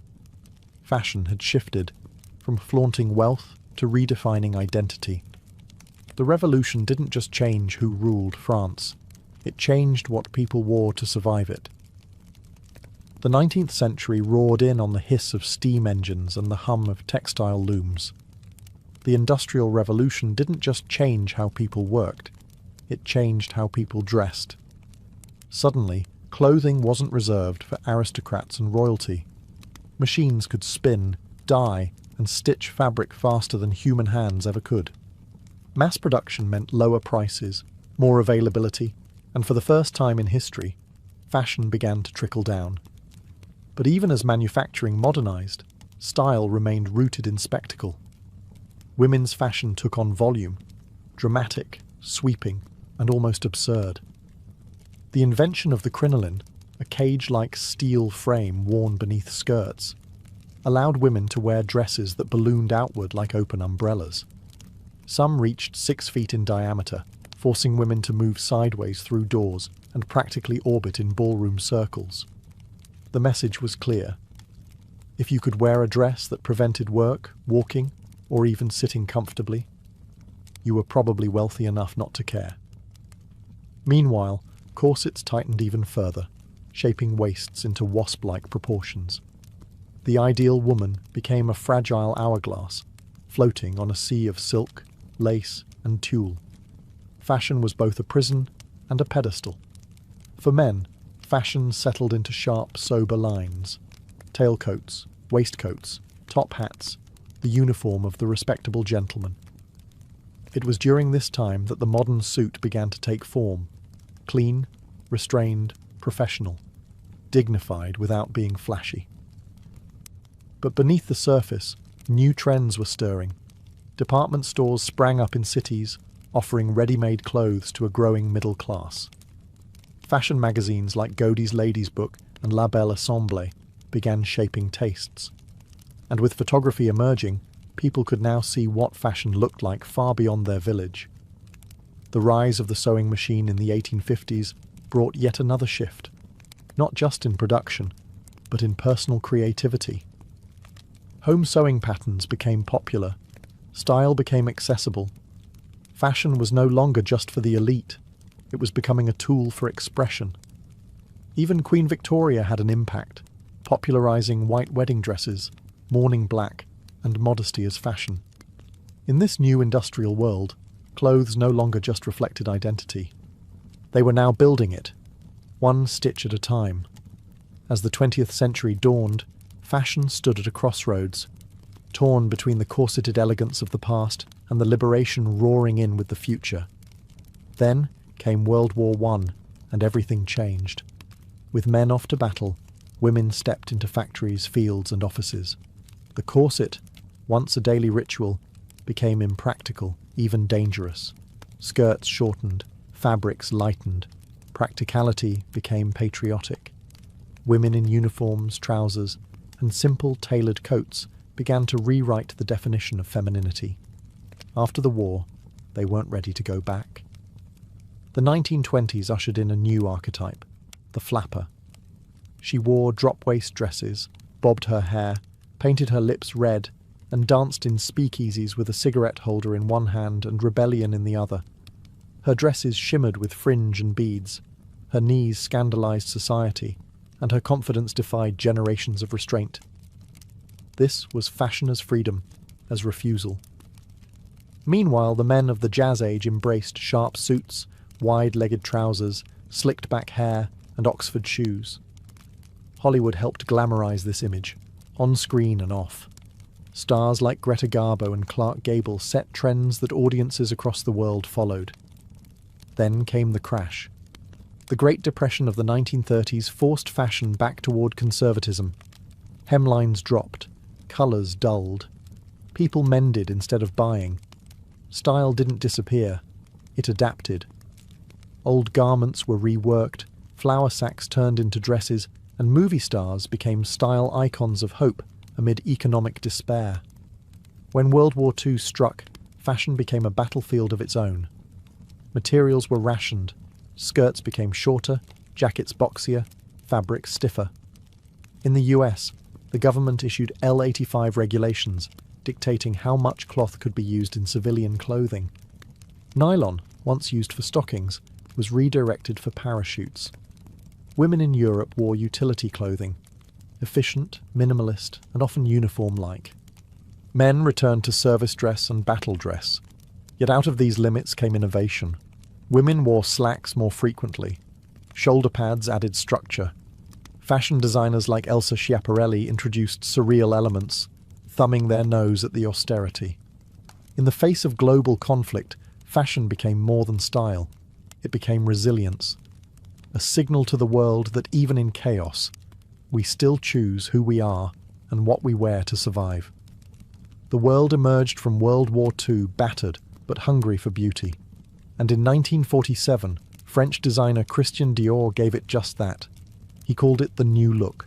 Cinched waists, full, sweeping skirts, soft shoulders, and delicate fabrics. It was a dramatic return to opulence, a celebration of femininity, luxury, and control. For many women, it felt like breathing again after years of rations and uniforms. But not everyone applauded. To some, the new look was a step backward, a return to restrictive ideals after decades of progress. The tension between tradition and transformation would define fashion for decades to come. In the 1950s, American suburbia embraced clean-cut style. Pearls and pencil skirts, grey flannel suits, and everything ironed to perfection. But underneath the polished surface, rebellion was brewing. Teenagers, a newly defined demographic, began rejecting their parents' look. They idolized screen rebels like James Dean and Marlon Brando, whose plain white t-shirts, leather jackets and blue jeans felt raw, honest and dangerous. And there it was, denim. Once a symbol of the American working class, denim became the uniform of youth rebellion. It wasn't fashion made for you, it was fashion you claimed. Then came the 1960s, and the revolution wasn't just televised, it was worn. London's mod culture gave birth to slim suits, mini-skirts, and bold prints. The hippies embraced embroidery, bell-bottoms, and second-hand chic. Fashion became political. Anti-war, anti-establishment, anti-everything that came before. By the 1970s, the lines had blurred. Haute couture still thrived, but streetwear had found its voice. Music drove fashion, from disco sequins to punk's torn shirts and safety pins. And through it all, jeans endured, dressed up, distressed, or ripped in protest. Designers like Yves Saint Laurent and Vivienne Westwood understood the shifting tide. Fashion was no longer dictated from the top down. It was now a two-way mirror, reflecting and shaping the world all at once. Clothes were no longer just about class or gender. They were about attitude, identity, resistance. From Dior's silks to Levi's denim, fashion had become something new entirely.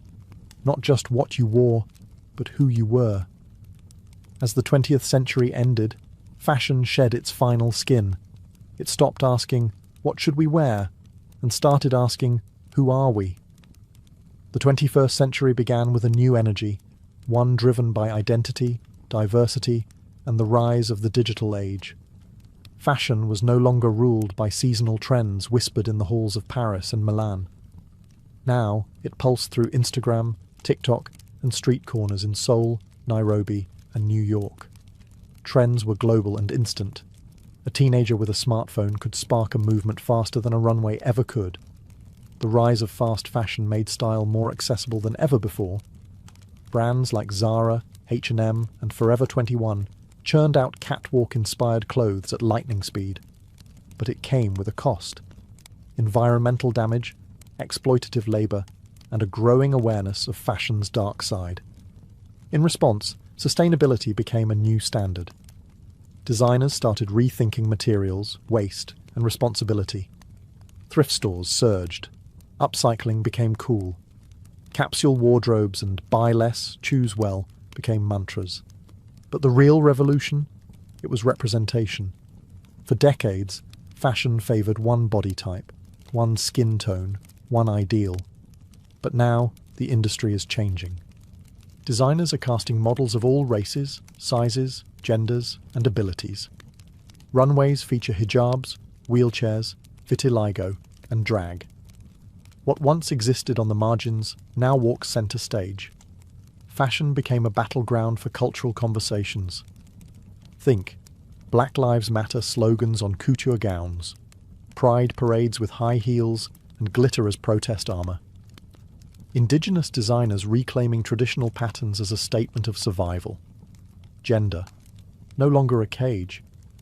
From androgynous tailoring to skirts on the men's racks, the binary boundaries of fashion began to blur. Icons like Billy Porter, Harry Styles, and Zendaya wore clothes not as statements, but as freedom. And in the metaverse, avatars strut in outfits that can't even exist in real life. Digital fashion, no fabric, no waste, just pixels and imagination, is becoming its own frontier. Fashion now lives everywhere, and it belongs to everyone. What began as linen in ancient Egypt has become a global language, one that can whisper tradition, scream rebellion, or simply say, "This is me." Because in the end, fashion isn't just what we wear. It's how we show the world who we are.